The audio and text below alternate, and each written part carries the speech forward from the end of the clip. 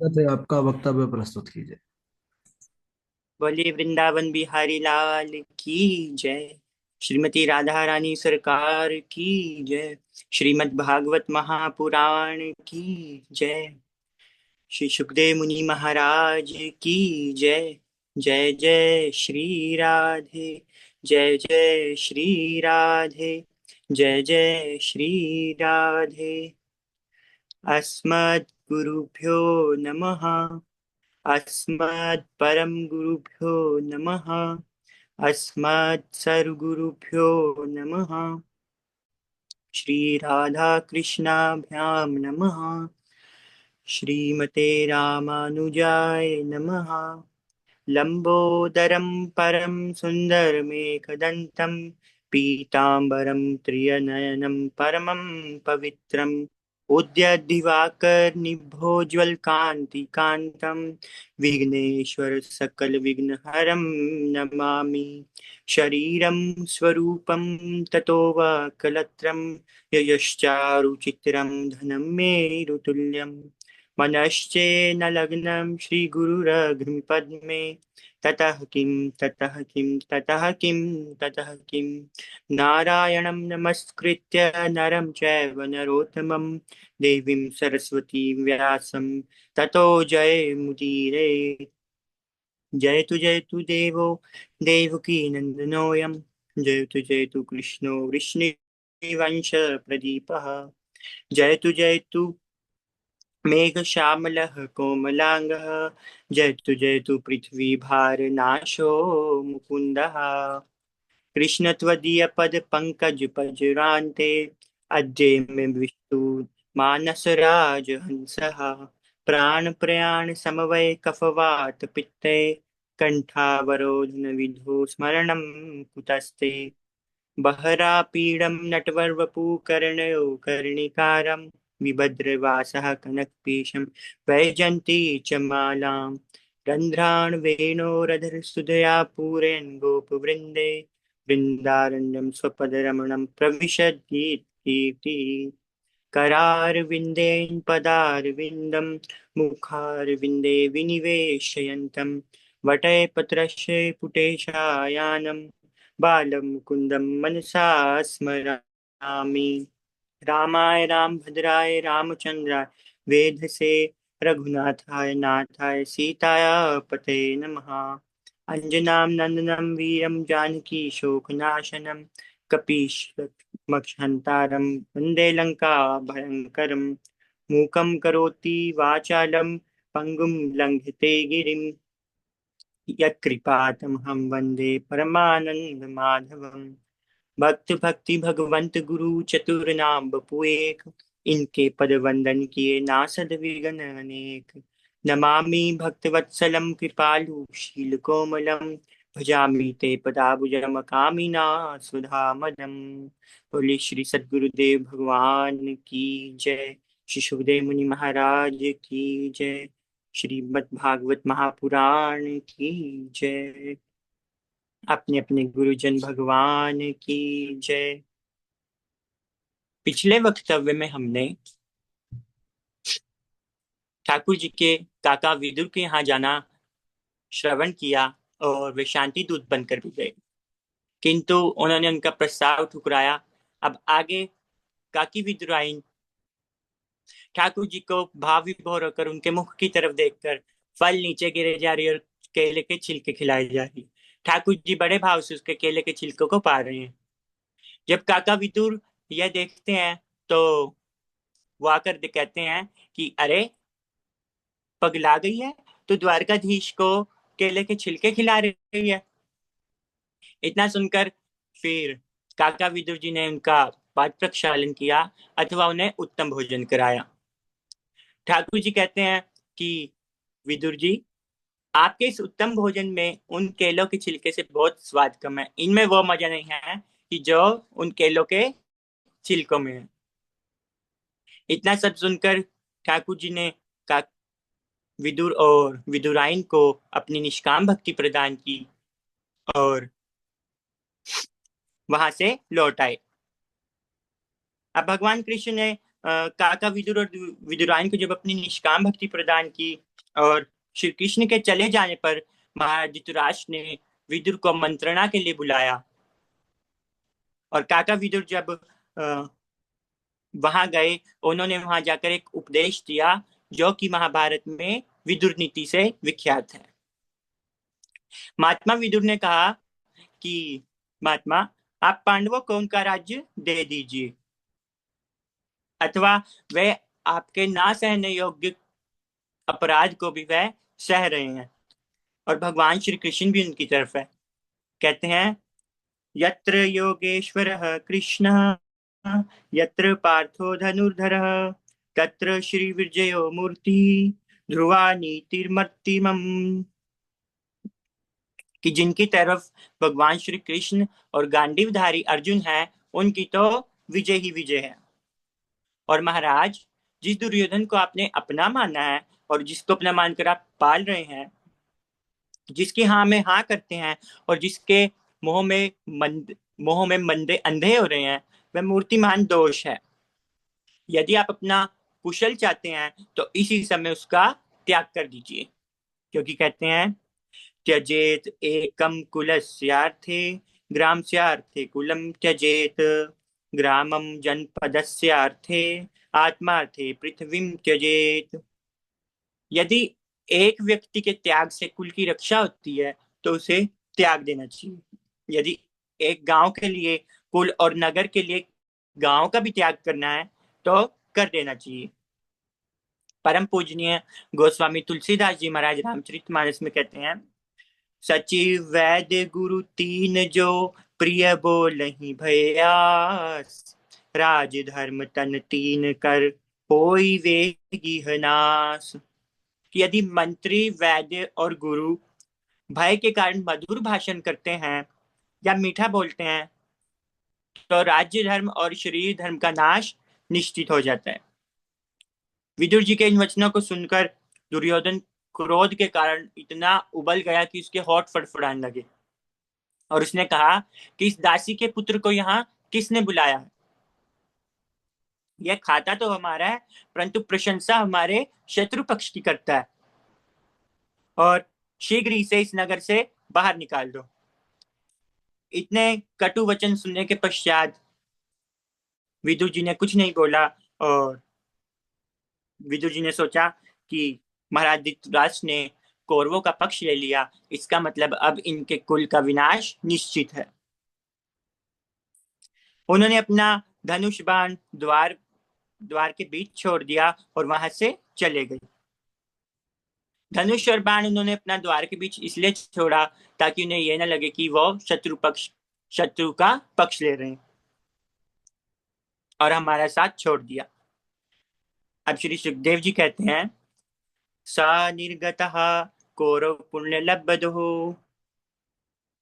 कि कौरवों को बड़े पुण्य के बाद श्री विदुर जी की प्राप्ति हुई थी, अथवा विदुर जी के जाते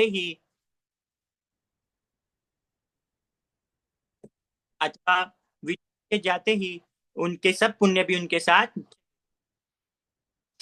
अनेकों तीर्थों में जाते हुए विदुर जी यमुना तट में श्री धाम वृंदावन पहुंचे। वहां उन्हें उद्धव जी से उनकी भेंट हुई, तो जैसे ही उन्होंने विदुर जी ने उद्धव को देखा, उन्होंने उनको हृदय से लगा लिया और भगवान श्री कृष्ण और द्वारका वासियों की कुशलता एवं हालचाल पूछा। तो जब विदुर जी ने उनसे उनके बारे में पूछा तो उद्धव जी की आंखों में अश्रु आ गए। उनकी आंखों से अश्रु जल प्रवाह होने लगा और वह कुछ बोल ना सके। फिर उन्होंने अपने आंसुओं को पूछा और कहा विदुर जी, भगवान श्री कृष्ण सूर्य रूपी सूर्य के छुप जाने पर भला मैं द्वारका वासियों की कुशलता का क्या वर्णन करूं। आगे कहते हैं दुर्भगो बत लोकोयम यादवो नितरामपि येम संवसंतो न विदु हरिमिना इवोडुपम। कि विदुर जी, यह लोक भाग्यहीन है और उसमें भी यदुवंशी तो नितांत भागे हैं, जो श्री कृष्ण के समीप होते हुए भी उनको नहीं पहचान सके। जिस प्रकार अमृत में चंद्रमा के समुद्र में रहते हुए भी मछलियां उन्हें नहीं पहचान पाती, जब भगवान श्री कृष्ण स्वधाम गमन करने लगे थे तो उस समय उन्होंने मुझे बद्रिकाश्रम जाने की आज्ञा दी थी, परंतु मैं उनका वियोग सहन नहीं कर पाया। मैं उनके पीछे पीछे आश्रम क्षेत्र में चल दिया, प्रभास क्षेत्र में चल दिया, जहां जाकर मैंने देखा कि उस समय सृष्टि के आदि ब्रह्मा जी नाभि कमल में बैठे हुए हैं और भगवान श्री कृष्ण उन्हें भागवत का उपदेश दे रहे हैं। और वहीं से मैंने भागवत रूपी ज्ञान को प्राप्त किया। उद्धव जी ने कहा कि विदुर जी ने कहा कि उद्धव जी, यदि मैं भी भागवत सुनने का अधिकारी हूं तो मुझे भी भागवत सुनाइए। उद्धव जी कहते हैं कि जिस समय भगवान श्री कृष्ण मुझे श्रीमद् भागवत का उपदेश दे रहे थे, उस समय मैत्री मुनि भी वहीं उपस्थित थे और उन्होंने भी ये भागवत सुनी। और श्री कृष्ण ने मैत्री जी को यह आज्ञा भी दी कि कभी मेरा भक्त विदुर आए तो उन्हें यह श्रीमद् भागवत सुना देना। विदुर जी ने जैसे ही सुना कि भगवान श्री कृष्ण ने अंतिम समय में भी मेरा स्मरण किया, वे भाव विभोर हो गए और गदगद हो गए और उद्धव जी से आज्ञा ले वे गंगा तट आ गए। वहां मैत्र मुनि को प्रणाम किया और उनसे प्रश्न किया। क्या प्रश्न किया? सुखाय कर्माणि करोति लोको नतः सुखम वान्युदुपराम वा विन्देद भूस्य तत् एव दुखम यदत्र युक्तम भगवान वे वदेनः। विदुर जी ने प्रश्न किया कि मुनिवर, संसारी प्राणी सुख प्राप्ति के लिए कर्म करते हैं, परंतु वे सुख प्राप्त नहीं कर पाते, और सुख प्राप्ति की तो बात दूर, अपितु उनका दुख और बढ़ जाता है। इस विषय में उन्हें क्या करना चाहिए? मैत्री मुनि ने कहा कि विदुर जी, आपने लोक कल्याण के लिए एक बहुत उत्तम प्रश्न पूछा है, क्योंकि कोई तन दुखी, कोई मन दुखी, कोई धन बिन रहत उदास, थोड़े थोड़े सब दुखी, सुखी राम को दास। कि कोई तन से दुखी है, कोई मन से दुखी है। संसार में जितने भी भौतिक सुख है उन सबसे प्राणी दुखी भोग रहा है, लेकिन सुखी केवल वही है जो कि हरि का दास है। अब कहते हैं दुखालयम अशाश्वतम। विदुर जी, ये संसार दुखालय है और ये सदा रहने वाला भी नहीं है। इसलिए इस जगत की इसलिए इस जगत में जो भी हम सुख मानते हैं उससे हमें बाद में दुख प्राप्त होता है, क्योंकि वे नश्वर हैं। अब जब ब्रह्मा जी इस जगत की सृष्टि कर रहे थे, तब सर्वप्रथम अज्ञान की 5 वृत्तियां उत्पन्न हुई। वो कौन सी है? तम, मोह, महामोह, तामिश्र और अंधतामृष्य, ये उत्पन्न हुई, जिन्हें अविद्या, अस्मिता और द्वेष आदि नाम से पुकारा जाता है। और ब्रह्मा जी ने जब अपनी इस पापमय सृष्टि को देखा तो उन्हें बिल्कुल भी प्रसन्नता नहीं हुई और उन्होंने भगवान का चिंतन किया।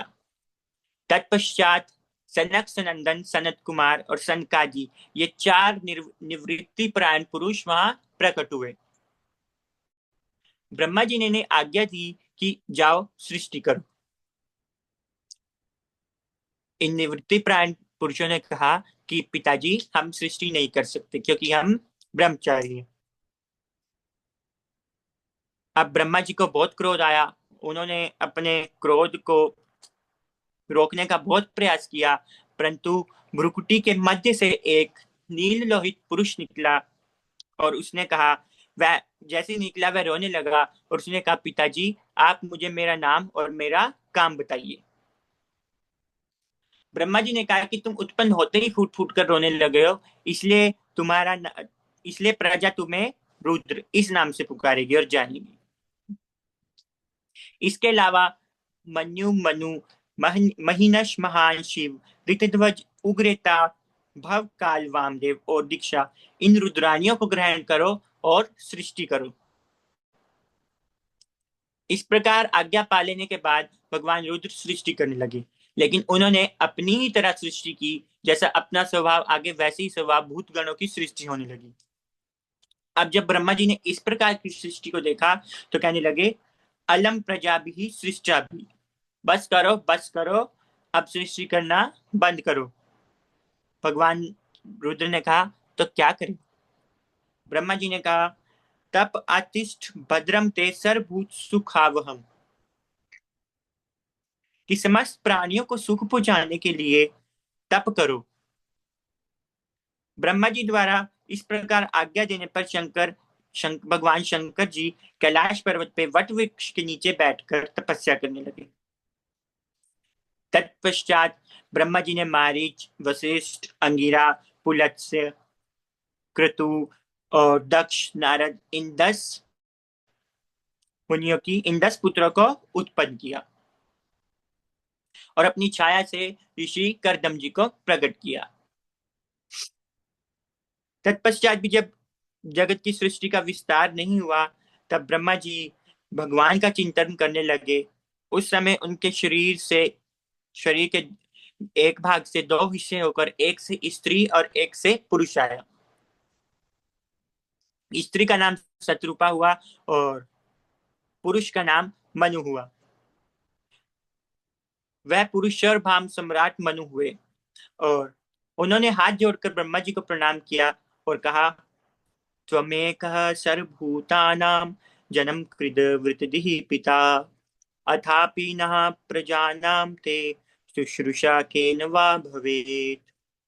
कहा कि आप प्राणियों को जीवन तथा आजीविका देने वाले हैं, आज्ञा करिए हम आपकी क्या सेवा करें। ब्रह्मा जी ने कहा, बेटा मनु, पहले तो तुम अपने ही समान गुणवान संतान को उत्पन्न करो तथा धर्म पूर्वक पृथ्वी का पालन करो और भगवान श्री हरि की आराधना करो। मनु ने कहा कि हम संतान उत्पन्न कहाँ करें? ये सृष्टि सारी तो भूत निवासा प्रलय और जल में मग्न है। उस समय ब्रह्मा जी फिर से भगवान का चिंतन करने लगे और चिंतन करते करते उनकी नासिका से एक अंगुष्ठ के बराबर एक वराह निकला, शिशु निकला, जो देखते ही देखते हाथी के बराबर हो गया। उसने जल में छलांग लगा दी और हिरण्याक्ष का वध कर दिया और पृथ्वी को अपने स्थान पर स्थापित कर दिया। अब विदुर जी मैत्री मुनि से पूछते हैं कि मुनिवर, ये दैत्यराज हिरण्याक्ष कौन था और ये वारा भगवान के साथ इसकी क्या मुठभेड़ और किस कारण से? मैत्री जी कहते हैं, क्या कहते हैं वो हम अगले वक्तव्य में श्रवण करेंगे।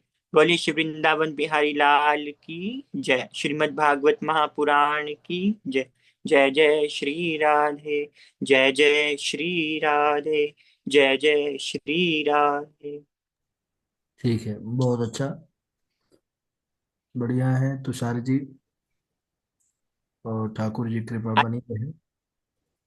हाँ, थोड़ा सा जल्दी आज आप प्रवचन हुआ, थोड़ा सा और बढ़ा दिया करिए। ठीक है।